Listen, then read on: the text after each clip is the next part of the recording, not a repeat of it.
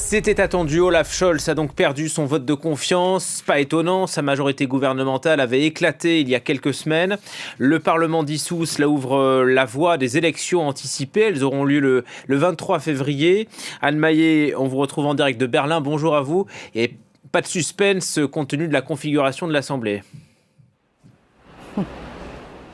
Non, aucun suspense, aucune surprise. Le Bundestag, le Parlement allemand, a retiré aujourd'hui sa confiance au chancelier sortant Olaf Scholz à une majorité de 394 députés sur 717. La voie est libre pour la tenue d'élections législatives anticipées le 23 février 2025. Ce vote marque donc la fin officielle de la coalition tripartite, mais aussi un échec politique pour Olaf Scholz, puisque ce gouvernement composé des sociodémocrates, des libéraux et des écologistes n'aura tenu que 3 ans, avec un certain nombre d'avancées sociétales, environnementales, l'augmentation du salaire minimum. Mais ce qu'on retient surtout ici en Allemagne, c'est évidemment la guerre en Ukraine et ses conséquences, l'explosion du prix de l'énergie, les grandes difficultés de l'industrie allemande, la politique de défense. On pense aussi bien sûr aux querelles entre les membres de la coalition qui se sont déchirés sur la question des livraisons d'armes à Kiev, sur le nucléaire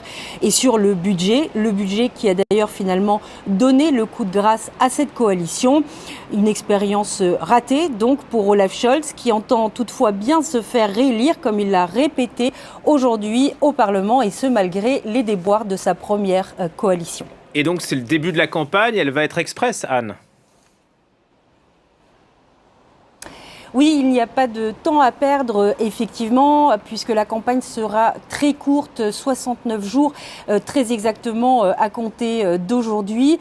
Dès demain, les principaux partis politiques du pays vont d'ailleurs présenter leurs projets électoraux.